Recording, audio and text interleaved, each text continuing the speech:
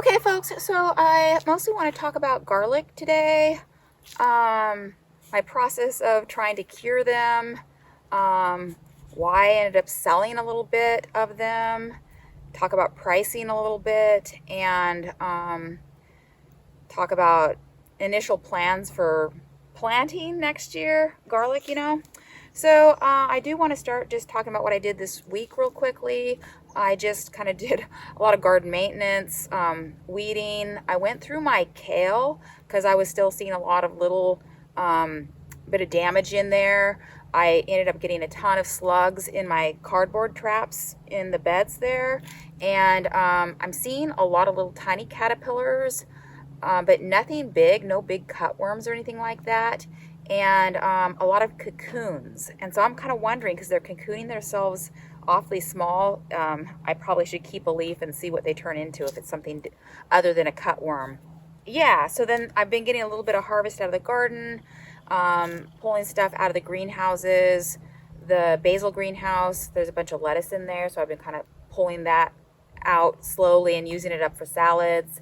And I pulled out the rosemary plant and grabbed some little bits of basil that I had planted later in there, transplanted those into pots, and got those up, all of those up to the house before it gets too cold. And then I've just been kind of slowly clearing out that greenhouse. Still able to get a little bit of basil leaf that's decent. The other greenhouse where the cucumbers are, they're still producing really great because we've been having this unusually wonderful, beautiful sunny day after sunny day after sunny day, warm weather. It is getting down into the 40s Fahrenheit at night, but definitely warm days. We're still, sometimes hitting 60 degrees, mostly in the high 50s. And yeah, so I'm getting cucumbers, the tomatoes.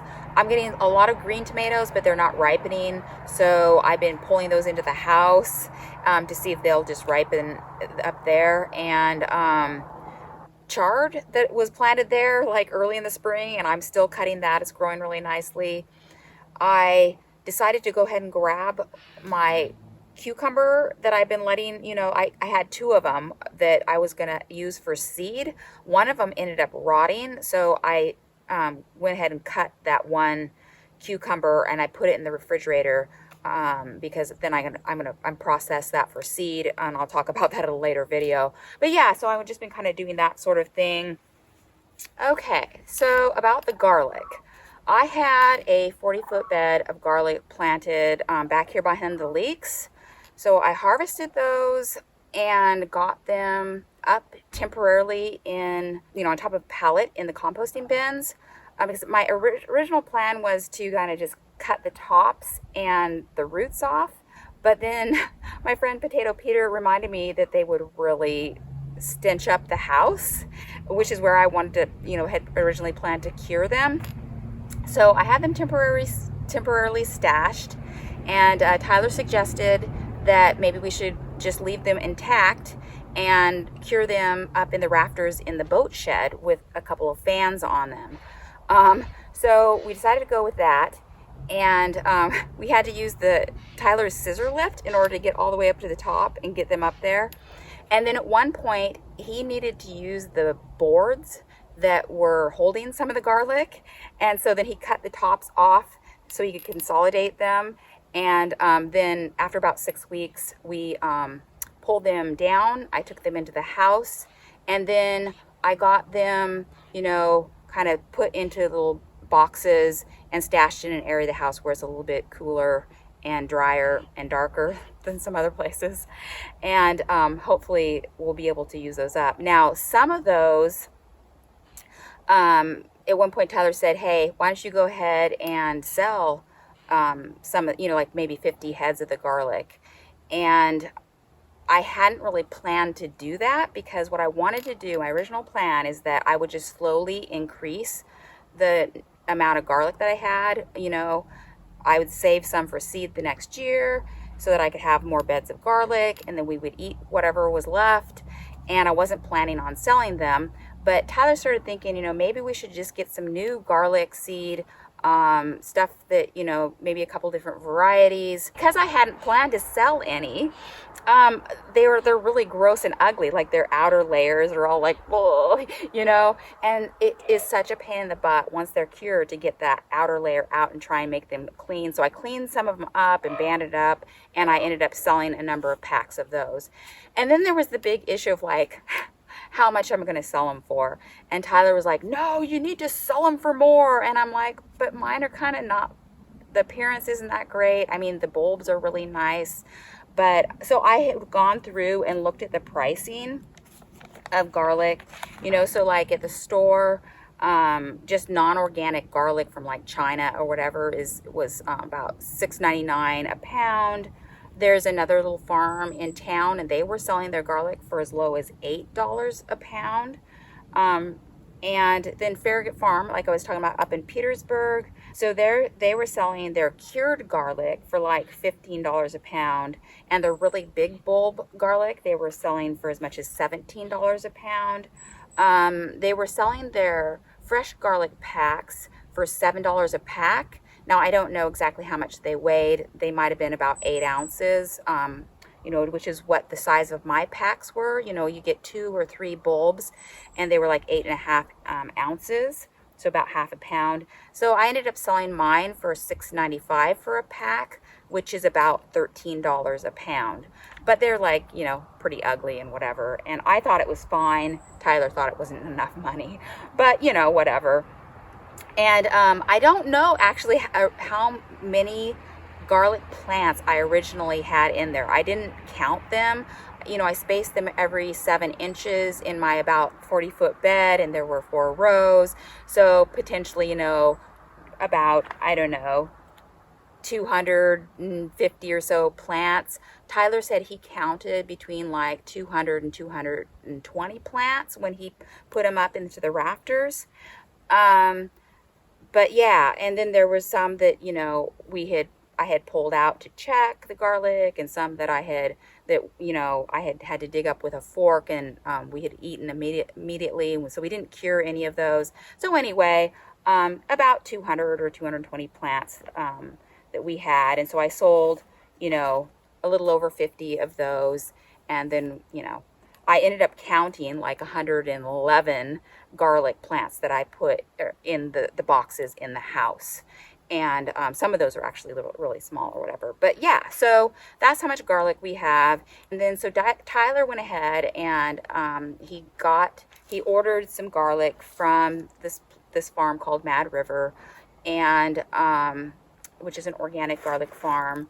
And they do seed garlic, and they test all their garlic and all of that. And what he was interested in was getting the variety that's called Georgian Crystal, which we're growing some of that. I don't know if I said we're growing a combination of Georgian Crystal and red chestnut, and it's all kind of mixed together. And so he's like, let's get a good start. Let's get some varieties that we know. So the Georgian Crystal, and he also got the Georgian Fire, which is supposed to be a little bit hotter.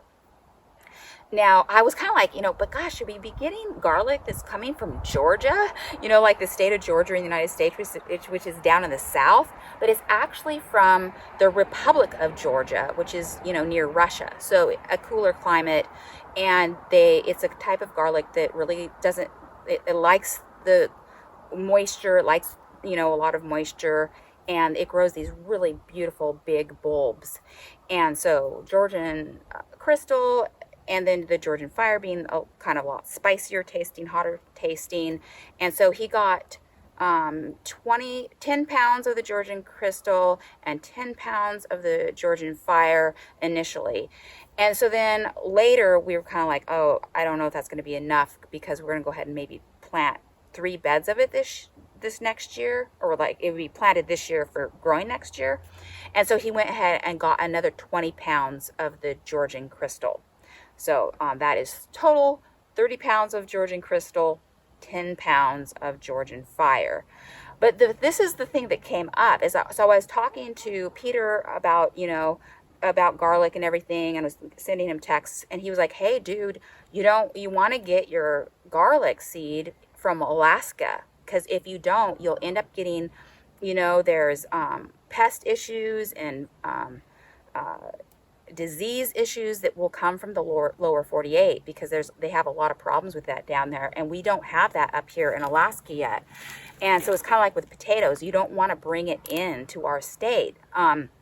So I was like, oh shoot, well, we can always cancel that order. But Tyler and I started looking into it, because I was looking at online, and they were saying stuff, like, oh yeah, you can get your seed and bring it to Alaska and plant it and blah, blah, blah. And I'm like, what's the deal here? And so I ended up emailing this guy at the University of Alaska Fairbanks Cooperative Extension. They deal with agriculture stuff in Alaska. And he said, Hi, Catherine. As someone who supports growing the industry in Southeast Alaska, I want to say thank you for your concern and diligence on this topic. There are no legal restrictions on importing seed garlic to Alaska. Garlic from reputable suppliers should be free from diseases and pests. Having said that, there is only so much that a grower supplier can do. Using only Alaska sources will guarantee no out-of-state introductions. I have heard of both mites and white rot being found on imported seed garlic. Close inspection upon arrival before planting is a vital final step before planting. Lastly, I regularly order seed garlic from suppliers such as Territorial Seeds and Johnny's Seeds and have never had any troubles. Of course, your own seed will always be best when you pick the biggest, best cloves. So we decided to go ahead and just continue on with the order from the Mad River farm, since they do testing and all of that on their garlic. And then it occurred to me that here I am, like, freaking out about, like, oh no, I can't plant this garlic. I really need to be more careful. I need to get Alaska garlic seed. But then I had been planting. Remember, like, I don't know if you saw the video where at the beginning of the spring, I was having problems with the crane fly larvae eating the stems of my lettuce and my kale. And so I had taken garlic cloves and planted them at the stem of the lettuce and kale, and that seemed to keep the crane fly larvae away. Well, I was using garlic plants that were just organic garlic that I had gotten from probably Azure Standard or something. And I was just, not garlic seed that has been tested or anything. And I'm just putting it in my beds out here in the lettuce beds and the kale beds. So I'm just like, if I've introduced anything, I've already introduced some disease, and I'm just like, oh my God, what have I done?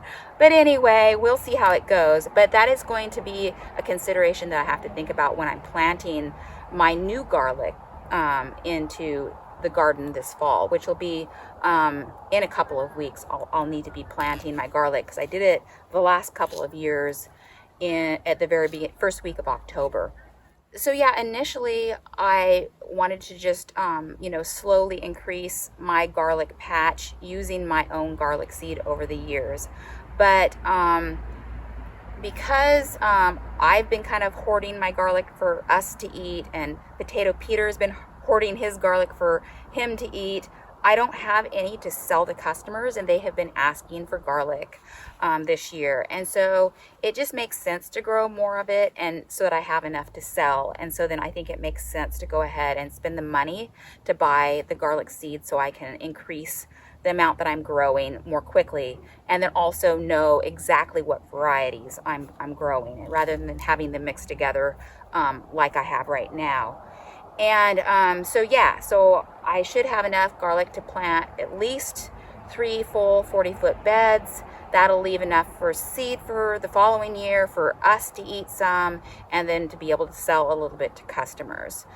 And I think as far as next year, I'm going to go ahead and cut the tops and the roots, and pull off an outer layer of the garlic, so that they look really nice. And then I think with next year, we'll probably go ahead and cure them again up in the top of the rafters of the boat shed.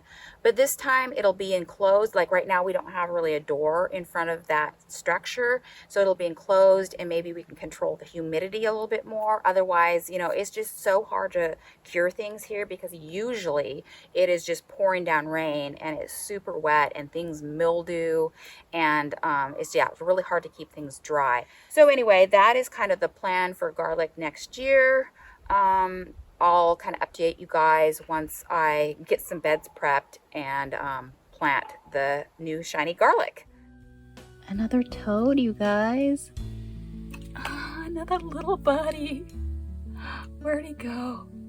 There he is. Oh no, little buddy, you're okay.